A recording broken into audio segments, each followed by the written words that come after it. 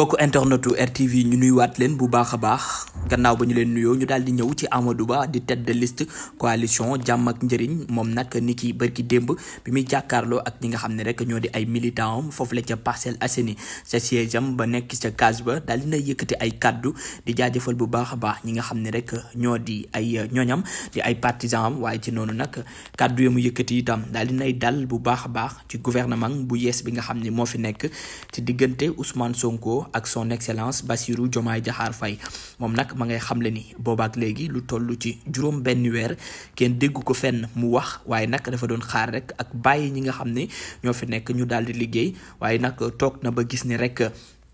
ñii kat daanaka fa ñu jëmee réew mi doxul te itam dalul xel tax mu daal di génn ci noonu sax lam ca toftal bokk na ci ni rek da ko doon bañ a wax waaye xamoon na ni ñii buñ leen joxee réew mi fa ñu jëm du doon loo xam ne rek lu ñuy bëgg la ndax kat ci jamono yii nga xam ne rek ñu ngi nekk ci mettiwaayu dëkk bi ak yeneen moom gis na ni kat ñoom ñi nga xam ne rek ñoo jiite réew mi actuellement ci la ñu war a taxawuñ ci noonu itam daal dinay àddu jëmale ci ki nga xam ne rek moo di président Macky Sall moom it daal di àddu ci moom xam le ni kat moom it daanaka yenn yu bëri yi nga xam ne rek moo fi nekk def ko rek daal di def waaye itam wax na lu jëm ci ñi nga xam ne ñoo di partisan am yi muy xam le ni kat moom lépp li nga xam ne waroon na ko def fii la ci Parcelles Assainies daanaka def na ko ci ñoom ñoo ko war te itam lu ni mel ñoom la léegi nag jot na ñu daal di xippi seeni gët ndax li nga xam ne rek moo fi amoon mu daal di fiy jóge waaye itam lam ca àddu bokk na ci ne rek njumte benn yoon mënees na ko nangu waaye njumte ñaari yoon kenn mëneesu ko nangu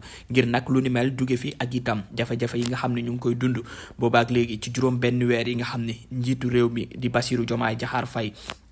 ak ki leen di Ousmane Sonko ñu ngi fi ngir ñu dindi ko faaw rek ñu daal di koy dooleel ngir ñu daal di am majorité foofu la ca assemblée nationale moom Amadou Ba di njiital coalition jàmm ak njariñ ba tax na nag muy ñaax ñi nga xam ne rek ñoo di waa Parcelles Assainies ak itam ñi nga xam ne ñoo di ay ñoñam ngir rek ñu daal di gën a xoolaat taxawaay bi ndax kat lu jëm ci jubal jubbanti bi nga xam ne rek ñu ngi koy woote daanaka gisu ko fi ba tax na nag mu leen di woo ngir ñu daal di gën a waxtaan seeni njaboot ak ñeneen ngir rek ñu daal di koy dooleel mu am majorité wala mu am ay député yu bëri foofu la ca pencum ndaw réew mi ngir doxal bi mën a daal di jaar yoon. RTV ngir lépp loo xam ne rek mooy sunu ay programme ngeen mën ko am di leen wax ngeen abonné partagé waaye itam di leen wax ngeen liké ngir lépp loo xam ne rek moom lañ fi amal fii ngeen mën ko jot ci anam bi mu waree di leen ñaanal kenn lu jàmm te di ko sàkku si yéen jaa ngeen def.